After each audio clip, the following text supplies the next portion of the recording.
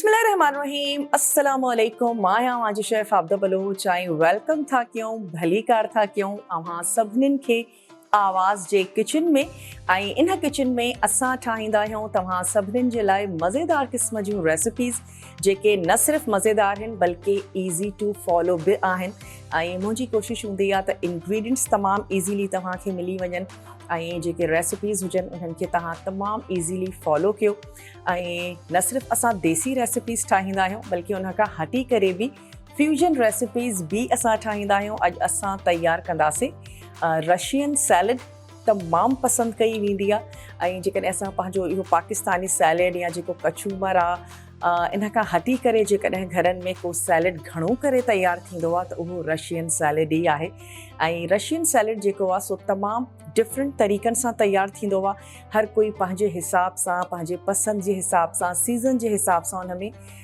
जेके अज्जा आहिनि उहे ऐड कया वेंदा आहिनि पर मोस्टली जेकॾहिं हिकिड़े ऑथेंटिक रशियन सैलड जी ॻाल्हि कजे त उन में मटर ऐं गजर पटाटा इहे ज़रूरु ऐड हूंदा आहिनि। उन खां बाद में वरी को हिकिड़ो फ्रूट तव्हां जेकॾहिं ऐड कयो उनजी खटास ॾाढी सुठी लॻंदी आहे। एप्पल तमामु सुठो वेंदो आहे ऐं पाइनएप्पल जी खटास तमामु सुठी लॻंदी आहे। वरी के माण्हू कैबेज ऐड कंदा आहिनि ऐं पास्ता बि ऐड कयो वेंदो आहे त पंहिंजी पसंदि ते आहे। अच्छा अॼु छो त मटर सीज़न में न आहिनि त मटर असां हिते शामिलु नथा कयूं। हिकिड़ो ग्रीन कलर जेको आहे उहो असांजो रहिजी वेंदो पर इन खां अलावा गजरा आहिनि असां वटि। अगेन गजरा जेके आहिनि से ऑरेंज कलर वारियूं मार्केट में अवेलेबल आहिनि। ॻाढ़ियूं गजरा जेके असां सियारे में ॾिसंदा आहियूं उहे न आहिनि। सीज़न में जेके भाॼियूं आहिनि उहे असां कलेक्ट कयूं आहिनि। अच्छा तव्हां कटिंग ॾिसी सघो था त क्यूब्स में हुजे कंहिं बि सैलड जी जेकॾहिं ॻाल्हि कजे त उनजी कटिंग जेसीं ताईं ख़ूबसूरत न हूंदी तव्हांजी सैलड ख़ूबसूरत न लॻंदी। सैलड नालो आहे हिकिड़ी ख़ूबसूरती जो प्रेज़ेंटेशन जो। त हिकु त गजर तव्हांखे क्यूब्स में कटणी आहे ऐं ॿियो जेके पटाटा आहिनि उहे बि तव्हांखे क्यूब्स में ई कटणा आहिनि ऐं इन्हनि ॿिन्हिनि शयुनि जी असां कटिंग कई आहे। मां वटि पाइनएप्पल्स आहिनि उन्हनि खे बि असां क्यूब्स में कट कंदासीं। इन खां अलावा मां इन में ऐड कंदमि मेयोनीज़। इन में क्रीम असां शामिलु कंदासीं। थोरो लूणु इन में वेंदो थोरी खंडु इन में शामिलु कंदासीं। लेमन जूस इन में ऐड कंदासीं ऐं वाइट पेपर असां इन में शामिलु कंदासीं जंहिंखे दखनी मिर्च बि चइबो आहे। वाइट पेपर उहो असां हिन में ऐड कंदासीं। घणी तेज़ी खपे त ब्लैक पेपर ऐड करे सघो था पर मां बिल्कुलु लाइट इन खे रखंदमि। लेमन जूस सां ज़बरदस्त इन खे खटास ॾींदासीं त अॼु जी जेका इहा असांजी सैलड आहे तमामु ज़बरदस्त आहे। कुझु अज्जा आहिनि जेके हिन में बॉइल थींदा पटाटा ऐं गजरा। गजरा थोरियूं हार्ड हूंदियूं आहिनि ऐं स्पेशली जेका इहा ऑरेंज रंग जी जेका गजर हूंदी आहे उहा इलाही हार्ड हूंदी आहे त थोरो बॉइल कंदासीं बसि एतिरी त असांजे सैलड में सॉफ्ट लॻे एॾी असांखे हार्ड न लॻे। अच्छा सभिनीनि खां अवल त तव्हांखे पटाटे खे पील करिणो आहे। पील करण खां बाद में इन जा जेके साइड्स आहिनि उहे असां पंहिंजे हिसाब सां रेक्टेंगल कंदासीं मतिलबु जीअं असांजा क्यूब्स सुठे तरीक़े सां निकिरी अचनि। का अहिड़ी पटाटो तव्हांजो हेॾे होॾे आहे उनजो साइज़ त उनखे तव्हां एडजस्ट कयो। इन्हनि खे ज़ाया करण जी बिल्कुलु ज़रूरत न आहे। तव्हां इन्हनि खे बॉइल कयो। बॉइल करण खां बाद में तव्हां पटाटनि जा उफराटा तयारु करे सघो था। बिल्कुलु तव्हां इन्हनि खे ज़ाया न कजो। जेके पटाटा तव्हां साइड मां कटे करे हिकिड़ी क्यूब्स जी ख़ूबसूरती कढो था त पटाटे खे ज़ाया बिल्कुलु बि न कजो। अच्छा हे असां हाणे इन्हनि खे अञा बि हिकिड़ी कटिंग ॾींदासीं त जीअं हे सुठा हिकिड़ा क्यूब्स जेके आहिनि से असां वटि अची वञनि। बिल्कुलु इन ई तरीक़े सां तव्हां पटाटनि जा क्यूब्स कंदा गजरनि जा क्यूब्स कंदा ऐं छो त साइज़ इन्हनि जो इलाही नंढिड़ो आहे हे मिंटनि में बॉइल थींदा त मां हिकिड़ो नंढिड़ो सॉसपैन हिते रखियो आहे ऐं उन में असां पाणी ऐड कयो अथसीं। पाणी असांजो बॉइल थो थिए त पटाटा ऐं जेके गजरनि जा नंढड़ा क्यूब्स आहिनि इहे मां इन में ऐड कंदमि ऐं जीअं ई इहे बॉइल थी वेंदा इन्हनि खे कंहिं बि छाणीअ सां असां स्ट्रेन करे हिकु तरफ़ कंदासीं ऐं इन खां बाद में बिल्कुलु मिक्सिंग आहे ॿियो कुझु बि न आहे। तव्हां पंहिंजे घरनि में जेकॾहिं ॿारनि खे बि कुकिंग जो शौक़ु आहे अॼुकल्ह ॿारनि जूं छुटियूं बि आहिनि त तव्हां उन्हनि खे जेको स्टोव सां रिलेटेड कमु आहे उहो तव्हां उन्हनि खे करे ॾियो। कटिंग तव्हां उन्हनि खे करे ॾियो। सैलड हो पाण बि असेंबल कंदा ऐं ॿार इलाही शौक़ सां खाईंदा आहिनि। ऐं वेजिटेबल्स खाराइण जो बि हिकिड़ो बहितरीनु तरीक़ो आहे त तव्हां उन्हनि खे सैलेड ॾियो। इनखां तमामु ज़बरदस्त क्रीमी सैलेड आहे। अच्छा, कटिंग त असांजी हले थी पई ऐं अॼु जी जेका असांजी सेकेंड रेसिपी आहे उहो आहे सावनि मिर्चनि में असां तयारु कंदासीं कीमो। चिकन जो मां वटि कीमो आहे ऐं यकीनन तव्हां इन रेसिपी खे बीफ सां बि फॉलो करे सघो था।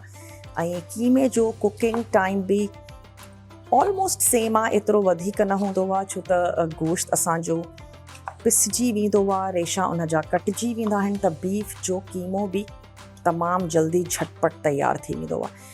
अच्छा, जीअं नाले सां ज़ाहिर आहे साए मिर्चनि में कीमो थो तयारु थिए, त उन में असां सावा मिर्च ऐड कंदासीं ऐं इन सां गॾोगॾु उन में ऐड कंदासीं लूणु, थोरी हेड उन में शामिलु कई वेंदी। मिर्चनि में सावा मिर्च, ॻाढ़ा मिर्च असां उन में शामिलु न कंदासीं ऐं इन सां गॾोगॾु उन में ऐड कंदासीं धोरो उन जे मसाले खे भुञण जे लाइ। त उन जो जेको कलर आहे उहो थोरो वाइट जी तरफ़ ई हूंदो, ॾाढो लाइट फ्लेवर में हूंदो आहे पर तमामु फ्लेवरफुल तयारु थींदो आहे। जेकॾहिं तव्हां कॾहिं ट्राई न कयो आहे त ज़रूरु ट्राई कजो। ऐं जेकॾहिं तव्हांखे इन कीमे में थोरी तेज़ी खपे त तव्हां सावा मिर्च तेज़ वारा इस्तेमालु करे सघो था। मां वटि वॾे साइज़ जा सावा मिर्च आहिनि जेके बिल्कुलु बि तेज़ न हूंदा आहिनि, त असां उहे इन में ऐड कंदासीं छो त मां इलाही सावा मिर्च हुन में शामिलु कंदमि। अच्छा, पाणी ही असांजो बॉइल थो थिए। हिकिड़ो ॿियो पटाटो मां वटि आहे, इन जी बि कटिंग कंदा था हलूं। त जीअं असां पटाटनि ऐं गजरनि खे बॉइल करण जे लाइ रखंदासीं ऐं उन खां बाद में असां अची वेंदासीं पंहिंजे ॿी रेसिपी जी तरफ़, जंहिंमें असांखे बेसिकली कुकिंग करणी आहे साए मिर्चनि में। कीमो असांजो तयारु थो थिए। चिकन जो कीमो आहे मां वटि हाफ kg। जेकॾहिं तव्हां इंग्रेडिएंट्स नोट था कयो, हिन में मां ऐड कंदमि हिकिड़ो कोप धोरे जो, हस्बे ज़रूरत इन में ऐड थींदो लूणु ऐं वाइट पेपर मां इन में शामिलु कंदमि हिकिड़ो टीस्पून भरे करे उहो ऐड कंदासीं।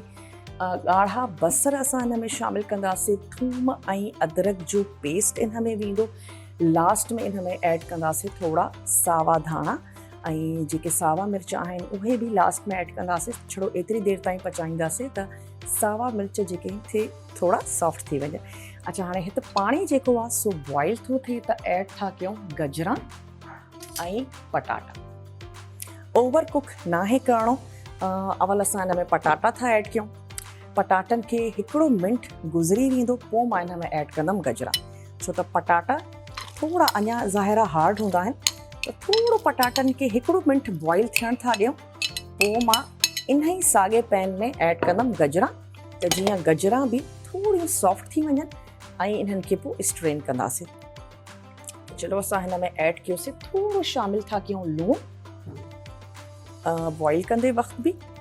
ऐं हिन तरफ़ अची था वञूं, स्टोव पंहिंजो कंदासीं ऑन ऐं थूम ऐं अदरक जो पेस्ट असां ऐड कंदासीं। इन में शामिलु कंदासीं असां साबित गरम मसालो। तव्हां ऑयल में तयारु कयो, गिह में तयारु कयो, जीअं तव्हांखे सुठो थो लॻे। ऐं कुझु जेके रेसिपीज़ आहिनि उहे यकीनन गिह में सुठियूं लॻंदियूं आहिनि। बिरयानी बि गिह में सुठी लॻंदी आहे, पावा थी विया, निहारी आहे।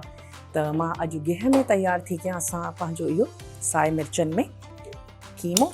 त स्टोव असां कयोसीं ऑन। इन में मां ऐड कंदमि हाफ kg असां वटि कीमो आहे, त मां इन में तक़रीबन हाफ कप ऐड थी कयां गिहु ऐं बिल्कुलु तव्हां इन में ऑयल बि शामिलु करे सघो था। गिहु ऐड कयोसीं, इन में ऐड कंदासीं थोरो साबित गरम मसालो। ऐं जेकॾहिं तव्हां वटि बसर सुर्ख न हुजनि त सभिनीनि खां स्टार्ट में 3 दरमियाने साइज़ जा तव्हां बसर खणो, उन्हनि खे स्लाइस कयो ऐं उन्हनि खे ॻाढ़ो कयो। जॾहिं हू ॻाढ़ा थी वञनि पोइ तव्हां ऐड कजो इहो साबित गरम मसालो। मां वटि बसर ॻाढ़ा मौजूदु आहिनि, त मां अवल गरम मसालो ऐड थी कयां 1 खां 2 नंढड़ा फोटा असां शामिलु कयासीं। हिकिड़ो हिते ऐड कंदासीं वॾो फोटो, थोरा ऐड कंदासीं हिन में दालचीनीअ जा पीसिस, इहे असां शामिलु कंदासीं ऐं गॾोगॾु थोरा कारा मिर्च ऐं लौंग। हाणे मां वटि साबित गरम मसालो, 3-4 असां ऐड कंदासीं कारा मिर्च, थोड़ी लौंग शामिल कंदासीं। अच्छा, पिसियल गरम मसालो हिन में न आहे छो त इहे कीमो जेको आहे सो इलाही लाइट हूंदो आहे, त हिकिड़ो साबित गरम मसाले जो ज़बरदस्त फ्लेवर हूंदो। नंढड़ी साही जो मां वटि वक़्तु थी वियो आहे, मां रेसिपी खे इते ई स्टॉप कंदमि ऐं जॾहिं असां साहीअ खां पोइ ईंदासीं त रेसिपी खे इतां ई कंटिन्यू कंदासीं ऐं तव्हांखे केॾांहुं बि नाहे वञिणो, असां सां गॾु ई रहिजो। मिलूं था नंढड़ी साही खां पोइ।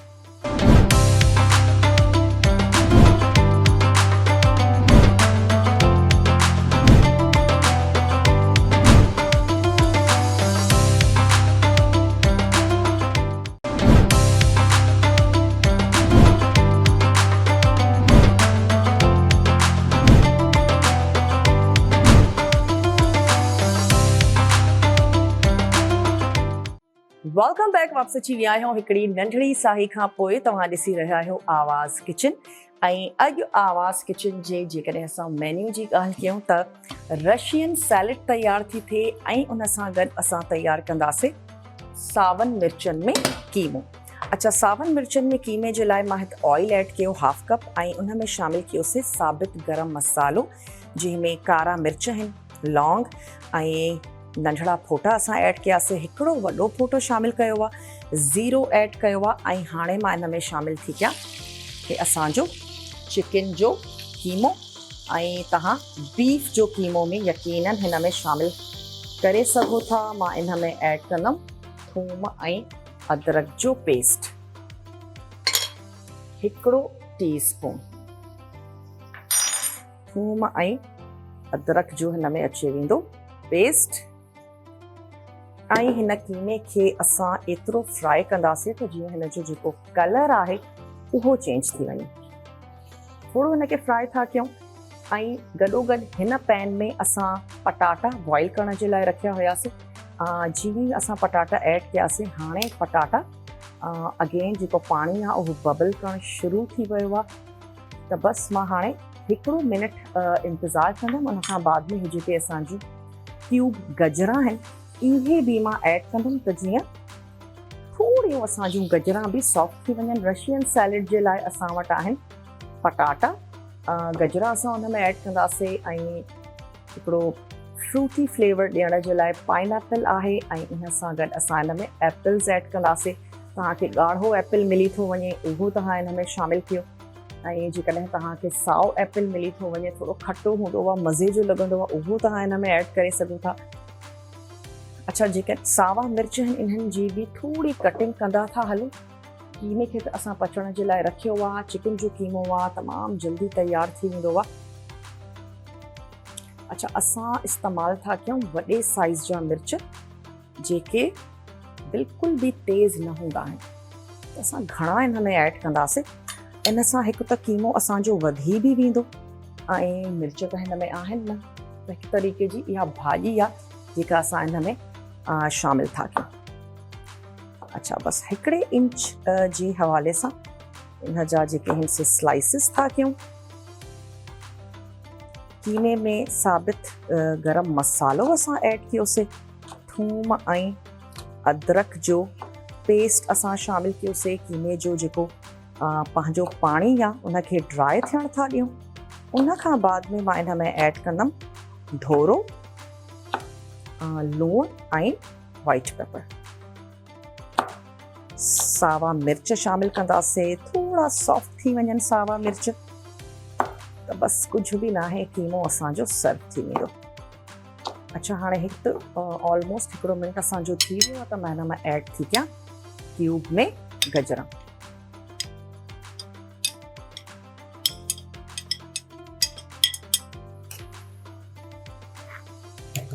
अच्छा, जेकॾहिं तव्हां मटर यूज़ कयो था, मटर सीज़न में आहिनि, त इन ई स्टेज ते तव्हां जेके मटर आहिनि उन्हनि खे बि तव्हां बॉइल कयो ऐं उन खां बाद में जेके बाक़ी असांजा इंग्रेडिएंट्स या अज्जा आहिनि उहे तव्हां हिन में ऐड कंदा। सावन मिर्चनि जी असां कटिंग था कयूं। कीमे जो पंहिंजो पाणी ड्राई थी वञे त पोइ असां हिन में ऐड कंदासीं कुझु मसाला ऐं धोरो असां हिन में शामिल कंदासीं। सावन मिर्चनि में कीमो मोस्टली धोरे सां गॾु तयारु कयो वेंदो आहे ऐं हींअर जेकॾहिं मां अॼुकल्ह नावडेज़ जी ॻाल्हि कई वञे त टमाटा इलाही एक्सपेंसिव थी विया आहिनि।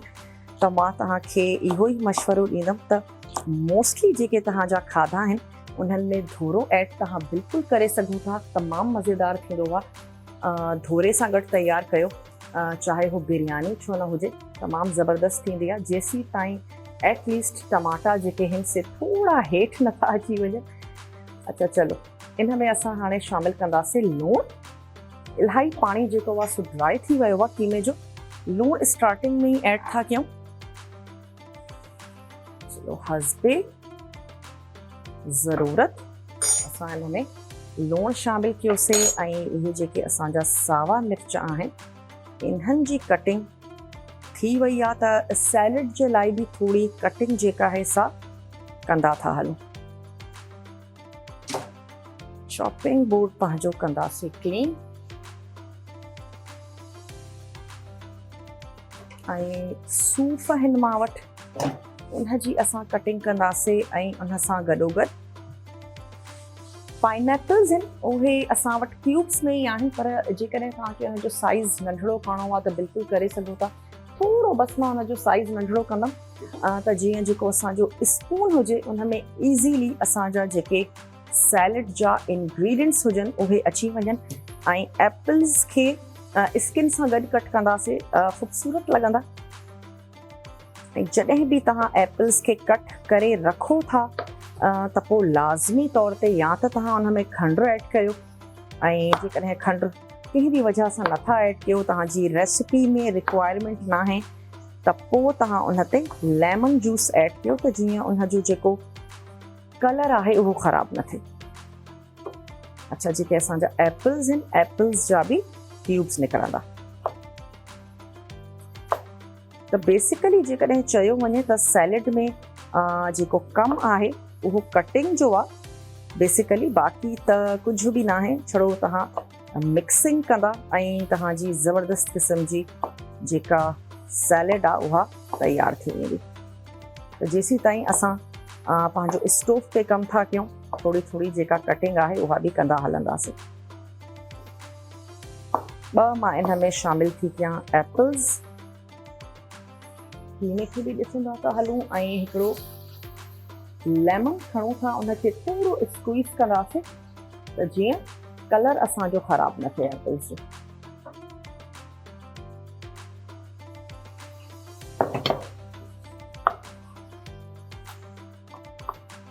अच्छा, हाणे कीमे जो जेको पंहिंजो पाणी आहे उहो ड्राई थो थिए, त मां इन में ऐड थी कयां धोरो। धोरे खे कंदासीं सुठे तरीक़े सां मिक्स।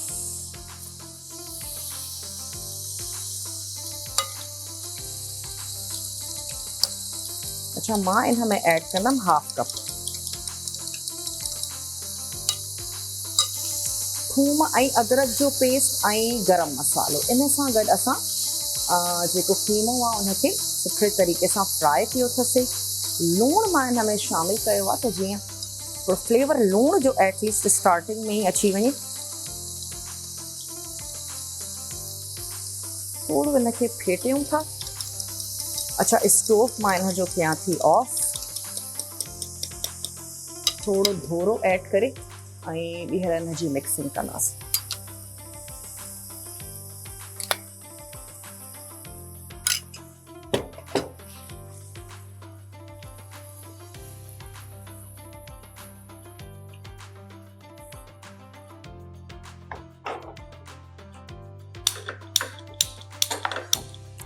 अच्छा, धोरो ऐड कयोसीं त धोरे जो बि हिकिड़ो पंहिंजो पाणी हूंदो आहे। उन ई पाणीअ में असां सावा जेके मिर्च आहिनि उन जी कुकिंग कंदासीं।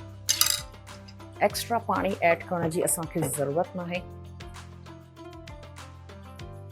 लूणु असां इन में शामिलु करे चुका आहियूं।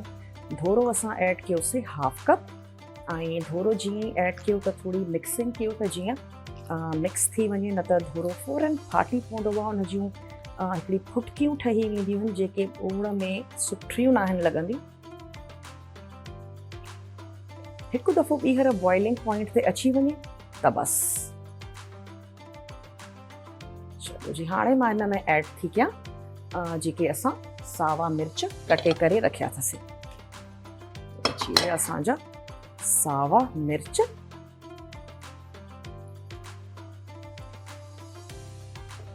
बस हाणे असां हिनखे थोड़ी देर जे लाइ कुक कंदासीं। धोरे जो पाणी बि असांजो ड्राई थी वेंदो ऐं जेके सावा मिर्च आहिनि उहे बि थोड़ा सॉफ्ट थी वेंदा। ऐं जेसीं ताईं हे कुकिंग इन जी हले थी त जेको अगेन असां अची वेंदासीं पंहिंजे सूफ जी तरफ़। जेका असांजी सैलेड आहे उन जी कटिंग कंदा था हलूं। हिकिड़े सुठे नमूने सां इन जा क्यूब्स जेके आहिनि उहे असांखे खपनि। हिकिड़ी कटिंग हूंदी त पोइ सैलेड बि असांजी ख़ूबसूरत लॻंदी। ॻाढ़ो बि जेकॾहिं तव्हांखे एप्पल मिली थो वञे त उन जी बि स्किन रिमूव न कजो, इलाही ख़ूबसूरत लॻंदी आहे।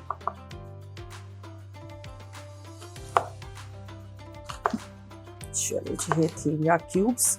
थोड़ो लेमन था खणूं ऐं स्क्वीज़ करे था वठूं त जीअं कलर बि इन जो ख़राब न थिए। नंढड़ो थी वियो आहे असां वटि हिकिड़ो ब्रेक जो टाइम ऐं तव्हांखे केॾांहुं बि नाहे वञिणो, असां सां गॾु ई रहिजो। मिलूं था हिकिड़ी नंढड़ी साही खां पोइ।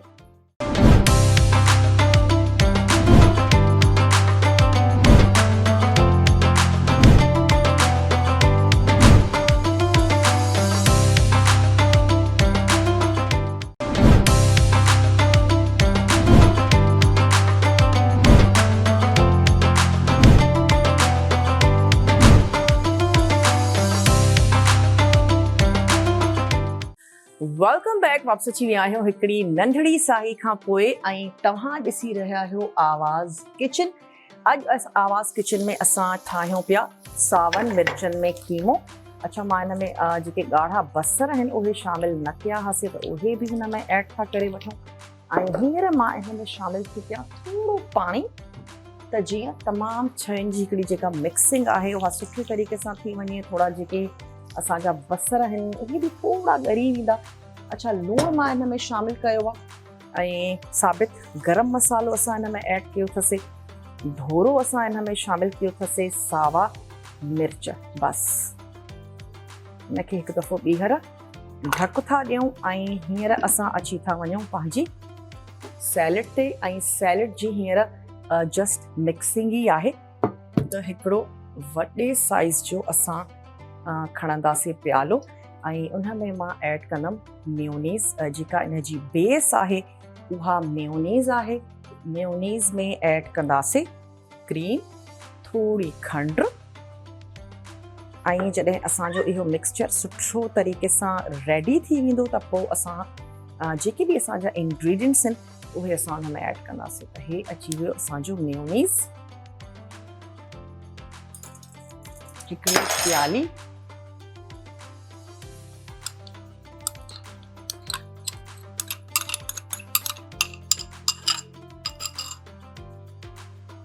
अच्छा, इन में असां ऐड कंदासीं क्रीम।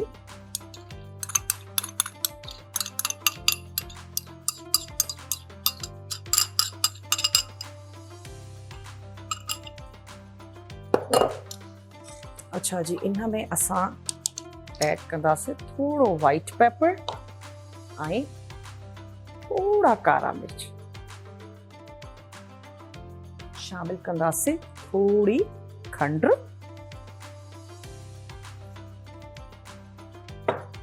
अच्छा, लेमन जेको आहे सो मां एप्पल्स में ऐड कयो आहे त अवल असां मिक्स कंदासीं। मिक्स करण खां बाद में जेकॾहिं मूंखे लॻंदो त खटास घटि आहे त पोइ जेको असांजो रिमेनिंग लेमन आहे उहो बि मां हिन में ऐड कंदमि। पर असां ऑलरेडी जेको आहे सो एप्पल्स में ऐड कयो आहे त ईअं न थिए त घणी थी वञे असांजी खटास। तव्हां भले टेस्ट ज़रूरु करे ॾिसंदा कयो शयुनि खे। खटास बि महसूसु थियणु खपे, मिठास महसूसु थियणु खपे ऐं जेके असांजे इंग्रेडिएंट्स जा फ्लेवर जेके आहिनि से उहे त आहिनि। थोड़ी मां हिन में अञा ऐड थी कयां खंड।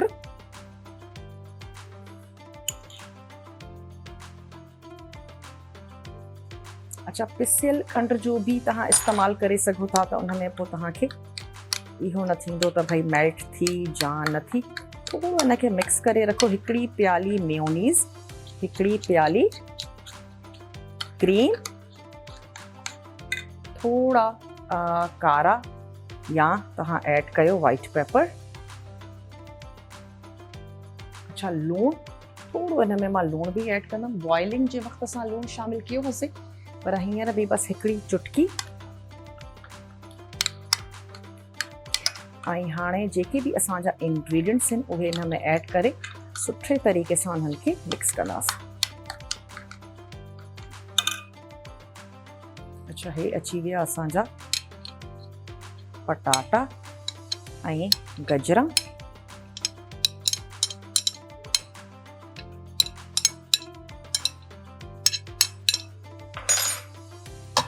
हिन सां गॾु हे असांजा अची विया एप्पल्स।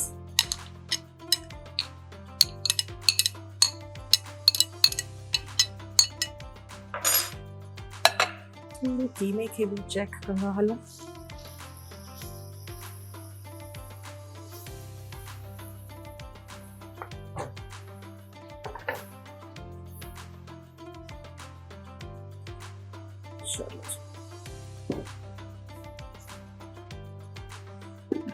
गाढ़ा मिर्च असां हिन में ऐड न कया आहिनि, पर तव्हां कारा मिर्च चलो पिसियल ऐड करे सघो था।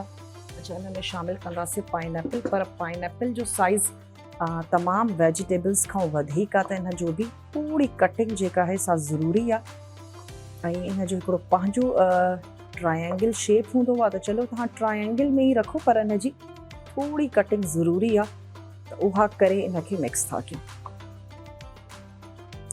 ऐं असां इन में ऐड कंदासीं किशमिश, त थोड़ो पाइनएप्पल ऐं किशमिश गार्निशिंग जे लाइ बि रखंदासीं।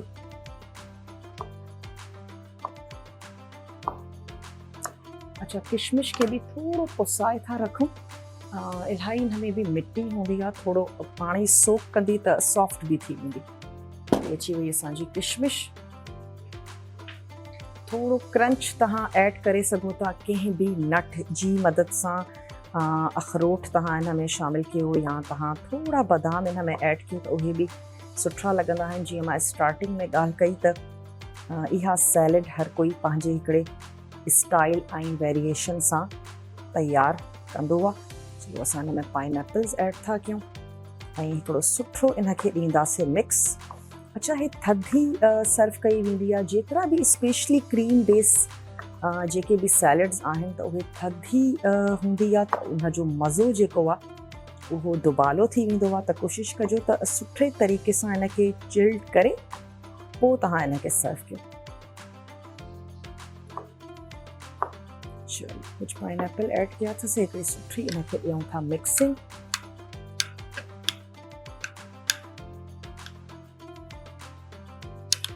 टेस्ट करे ॾिसंदासीं, जेकॾहिं मूंखे खंडु या खटास घटि लॻंदी त उनखे एडजस्ट करे सुठो थधो करे इन खे सर्व कंदासीं। रिमेनिंग जेके इंग्रेडिएंट्स आहिनि उहे बि ऐड था कयूं। अच्छा, ग्रीन जेको असांजो कलर मिसिंग हुयो उहो एप्पल्स जी मदद सां तमामु सुठो अची वियो आहे। जेके बि पाइनएप्पल्स आहिनि इन्हनि खे पंहिंजे चॉपिंग बोर्ड ते था रखूं, त जीअं इन्हनि जी सुठे नमूने सां कटिंग थी वञे। ऐं जेको कीमो आहे उन में ऐड कंदासीं हाणे सावा धाणा। बस, ऐं इन खे सर्व कंदासीं। थोड़ो तव्हां हुन में अदरक ऐड करे सघो था ऐं नान या चपातीअ सां गॾु उन खे सर्व कयो। चलो जी, पाइनएप्पल्स ऐड करे बसि हिकु ॿीहर मिक्सिंग कंदासीं। ऐं जेका गार्निशिंग आहे उहा असां ऐड कंदासीं हिन में किशमिश, बसि जेका असां थोड़ी पुसाए रखी आहे। ऐं जेकॾहिं कंहिं वजह सां तव्हांखे किशमिश पसंदि न आहे त तव्हां हिन में अखरोट ऐड करे था सघो या तव्हां हिन में बादाम ऐड कयो, उहे बि इलाही सुठा लॻंदा आहिनि। चलो, बसि कटिंग में तव्हांखे थोड़ो वक़्तु लॻंदो, बाक़ी कुकिंग त सैलेड में कुझु बि न आहे। गर्मियुनि में जॾहिं दिलि न चए स्पेशली लंच में कुझु तव्हांखे ठाहिण जी, त तव्हां इहो सैलेड इंजॉय करे सघो था। इलाही फिलिंग हूंदो आहे, यकीनन क्रीम आहे, मेयोनीज़ आहे। चलो जी, अची वियो असांजो पाइनएप्पल।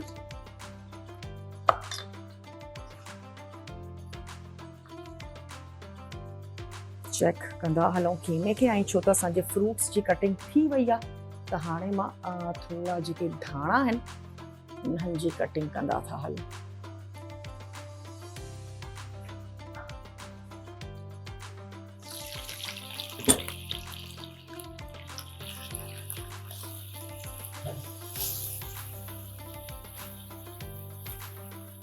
थोड़ा इनमें ऐड कंदासीं धाणा छो त ऑलमोस्ट जेको असांजो कीमो आहे उहो तयारु थी चुको आहे त बसि हिकिड़े धाणनि सां इनमें थोरी फ्रेशनेस ऐड कंदासीं ऐं नान सां चपाती सां गॾु तव्हां इनखे सर्व करे सघो था ऐं बीफ जे कीमे सां बि तव्हां इन रेसिपी खे फॉलो करे सघो था। हिकिड़ी नंढड़ी साही आहे, तव्हां बि वञो ऐं वापसि ईंदासीं ॿई असांजी जेके रेसिपीज़ आहिनि उहे सर्व कंदासीं। मिलूं था नंढड़ी ब्रेक खां पोइ।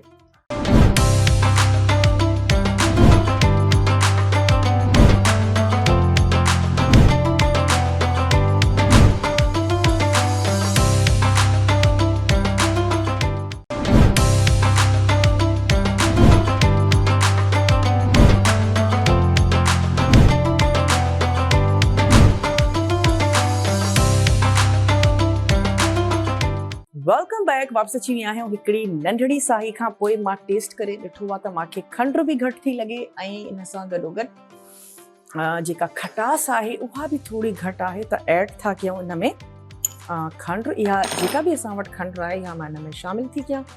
थोरी मिठास महसूसु थींदी त सुठी लॻंदी। ऐं इहे जेको असांजो लेमन हुयो सीड्स इन जा कढी था वठूं ऐं इहो सॼो जेको लेमन आहे इहो बि ऐड कंदासीं। मिठास बि अचे ऐं थोरी जेका खटास आहे उहा बि महसूसु थियणु खपे। सुठे तरीक़े सां इनखे मिक्स था कयूं। थधो करे तव्हां पंहिंजी इन सैलेड खे सर्व कजो। ऐं असांजा उहे घर भाती जेके हींअर जीअं असांखे ट्यून इन कयो आहे या जॉइन कयो आहे उन्हनि खे ॿुधाईंदा हलूं त अॼु असां तयारु कई अथसीं रशियन सैलेड, जंहिंमें असां ऐड कया आहिनि पटाटा। क्यूब्स में असां वटि हुया हिकिड़ी प्याली, क्यूब्स में असां वटि हुयूं गजरां उहे बि हिकिड़ी प्याली, सीज़न में मटर हुजनि त उहे बि तव्हां ऐड कयो हिकिड़ी प्याली। गॾोगॾु असां इन में फ्रूट्स में ऐड कयो अथसीं एप्पल्स, उहे बि तव्हां क्यूब में कट कयो। अगेन हिकिड़ी प्याली उहा शामिलु कयो ऐं हिकिड़ो टिन असां इन में ऐड कयोसीं पाइनएप्पल्स जो। इन जा बि जेके साइज़ आहे उहो मां थोरो पंहिंजे हिसाब सां घटि कयो। हिकिड़ी प्याली मां इन में शामिलु कई मेयोनीज़ जी ऐं हिकिड़ी ई प्याली तव्हां इन में ऐड कंदा क्रीम जी। फ्रेश जेका असांजी टेट्रा पैक में क्रीम ईंदी आहे उहा क्रीम तव्हां इन में शामिलु कयो। खंड मां इन में ऐड कई आहे 1/4 कप। गॾोगॾु असां इन में ऐड कयो अथसीं वॾे साइज़ जो असां वटि लेमन हुयो उहो मां इन में शामिलु कयो आहे। ऐं इन में असां लूणु ऐड कयोसीं हिकिड़ो पिंच। गॾोगॾु हिकिड़ो या हाफ टी स्पून तव्हां इन में शामिलु कयो वाइट पेपर या ब्लैक पेपर। चलो, मिठास खटास बिल्कुलु परफेक्ट आहे त बसि हाणे इनखे सर्व कंदासीं। ऐं मथियां इन जे ऐड थींदी किशमिश। त इन में असां मिक्सिंग कई आहे न त हिकिड़ो ॿियो असां वटि हिकिड़ो ख़ूबसूरत सो प्यालो आहे। इन में सैलेड खे सर्व कयो, पर सैलेड खे थधो करणु बिल्कुलु न विसारिजो ऐं सुठे नमूने सां सैलेड खे थधो करे पोइ तव्हां इनखे सर्व कयो। रशियन सैलेड ऐं जेके सावन मिर्चनि में कीमो आहे उन जी बि रेसिपी जो तव्हांखे रिकैप ॾींदा हलूं। कीमो हुयो असां वटि हाफ kg, हिकिड़ो हाफ कप मां उन में शामिलु कयो आहे धोरो।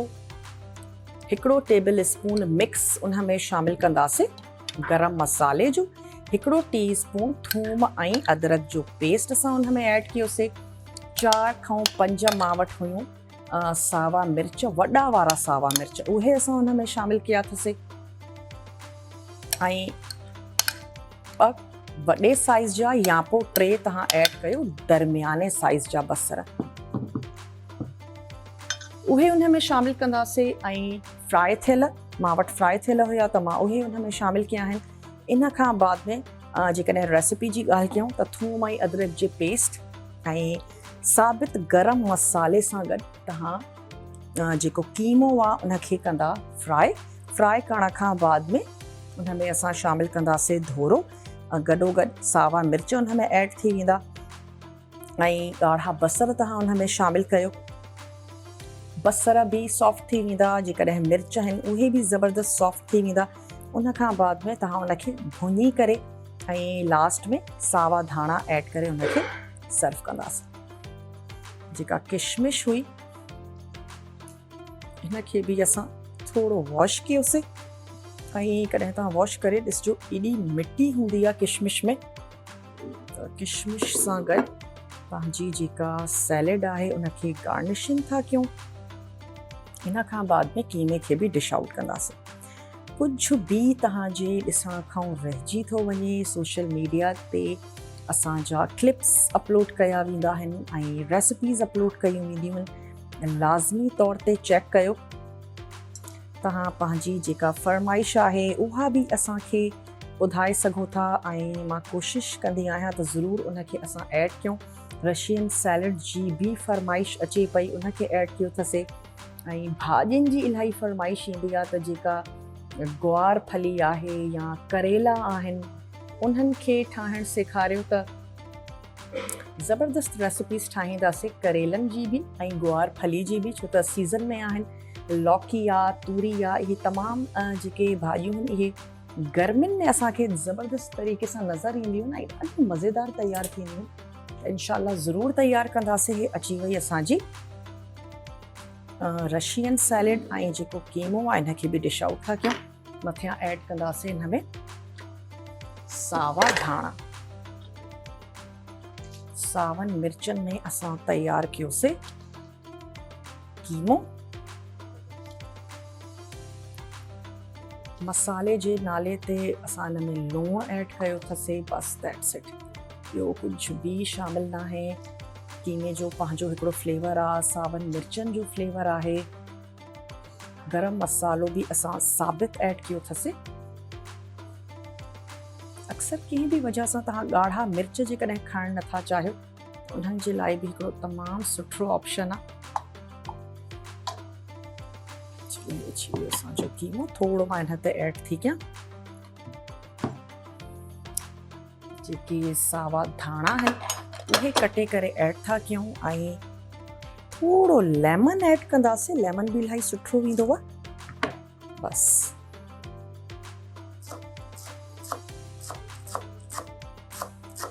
उमेद आहे त अॼु जूं जेके ॿई रेसिपीज़ आहिनि तव्हांखे सुठियूं लॻी हूंदियूं।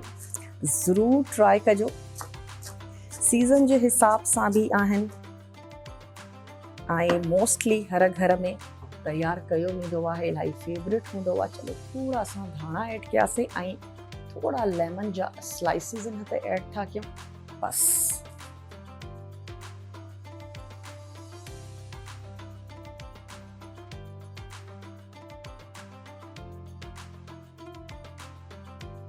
चलो ॿई असांजूं जेके रेसिपीज़ आहिनि उहे सर्व थी वयूं आहिनि ऐं लास्ट में हिकु दफ़ो ॿीहर रीकैप तव्हांखे ॾींदा हलूं। स्पेशली असांजा उहे घर भाती जेके रेसिपी खे नोट पिया कनि, कुझु रेसिपी रहिजी वई आहे नोट करण खां। रशियन सैलेड जे लाइ ऑलमोस्ट तमामु जेके बि इंग्रेडिएंट्स आहिनि उहे असां हिकिड़ी प्याली ऐड कयासीं। घटि या वधीक थी सघे थो, कोई हिकिड़ो इंग्रेडिएंट कोई सूफ या पाइनएप्पल तव्हांखे घणो सुठो थो लॻे उहो तव्हां घणो ऐड कयो। कैबेज तव्हांखे सुठी थी लॻे, तव्हां इंग्रेडिएंट्स वधाए छॾिया आहिनि त तव्हां उन्हनि खे हाफ प्याली करे सघो था। मां इन में ऐड कयो आहे पाइनएप्पल, असां हिन में सूफ शामिलु कयो आहे। गॾोगॾु असां हिन में ऐड कयो पटाटनि खे बॉइल करे, गजरनि खे बि थोरो बॉइल लाज़मी कयो। इलाही हार्ड हूंदियूं आहिनि, वरी सैलेड में च्यू करण में तव्हांखे डिफ़िकल्टी थींदी। अच्छा, मटर जेकॾहिं सीज़न में हुजनि उहे तव्हां हिन में ज़रूरु शामिलु कयो ऐं इहे तमामु शयूं ऐड करे वरी हिन जो हिकिड़ो क्रीमी मिक्सचर ठाहींदासीं जंहिंमें मेयोनीज़ हुयो, फ्रेश क्रीम असां हुन में शामिलु कईसीं, कारा मिर्च ऐड कयो ऐं जेकॾहिं वाइट पेपर ऐड करणु चाहियो था, ॿई ऑप्शन्स आहिनि उहे तव्हां हिन में शामिलु कयो। तमामु थोरो ऐड कंदासीं लूणु, खंडु पंहिंजे टेस्ट जे मुताबिक़ मां 1/4 कप हिन में शामिलु कई आहे तक़रीबन खंडु। ऐं मूंखे जॾहिं मिठो लॻो त मां हुते स्टॉप कयो। अक्सर ईअं थींदो आहे त गजर मिठी हूंदी आहे या सूफ मिठो हूंदो आहे, तव्हां कोई अहिड़ो इंग्रेडिएंट ऐड था कयो त खंड बि तव्हां पंहिंजे हिसाब सां ज़रूरु एडजस्ट कजो। लेमन जूस मां हिन में ऐड कयो जेसीं ताईं खटास न अचे, मज़ो न ईंदो। वॾे साइज़ जो मां वटि लेमन हुयो, उहो सॼो हिन में स्क्वीज़ कयो अथसीं। ऐं जेको इहो मिक्सचर तव्हांजो रेडी थी वञे त उन में वरी तव्हां पंहिंजी वेजिटेबल्स ऐं जेको फ्रूट आहे उहो ऐड कयो, हिकिड़ो सुठो मिक्स ॾियो, थधो कयो। लास्ट में अखरोट या बादाम या किशमिश को हिकिड़ो नट हिन में ज़रूरु ऐड कयो ऐं इनखे सर्व कयो। ऐं जेकॾहिं कीमे जी ॻाल्हि कजे त कीमे खे साबित गरम मसाले, थूम ऐं अदरक जे पेस्ट सां गॾु फ्राए कयो, थोरो लूणु ऐड कंदासीं। कीमे जो पंहिंजो पाणी ड्राई थी वञे त उन में ऐड कयो धोरो, स्लाइस में कटे करे सावा मिर्च, ॻाढ़ा बसर उन में शामिलु कंदासीं, थोरो पाणी ऐड कयो, तमामु शयूं ॻरी वेंदियूं, सॉफ्ट थी वेंदियूं। त उन खां बाद में लास्ट में सावा धाणा ऐड करे उनखे सर्व कयो। उमेद आहे त अॼु जूं रेसिपीज़ तव्हांखे लाज़मी तौर ते सुठी लॻियूं हूंदियूं। इंशाअल्लाह ताला ज़िंदगी ऐं सिहत साथ ॾिनो त तव्हां सां थींदी मुलाक़ात फ्रेश न्यू आवाज़ किचन जे एपिसोड सां। ज़बरदस्त क़िस्म जूं रेसिपीज़ ज़रूरु तव्हांजे लाइ खणी ईंदासीं। खोड़ सारियूं दुआऊं तव्हां सभिनीनि जे लाइ। हमेशह ख़ुशि हुजो, आबाद हुजो ऐं ईअं ई अलाह पाक असांजे तव्हांजे सभिनीनि जे रिस्क में बरकत ॾे। पंहिंजे ख़ुसूसी दुआउनि में मूंखे मुंहिंजी टीम खे ज़रूरु यादि रखंदा। ऐं हींअर वक़्तु थी वियो आहे तव्हां खां इजाज़त वरिती वञे। पंहिंजो खोड़ सारो ख़्यालु रखंदा। मूंखे ॾींदा इजाज़त। टेक केयर, अल्लाह हाफ़िज़।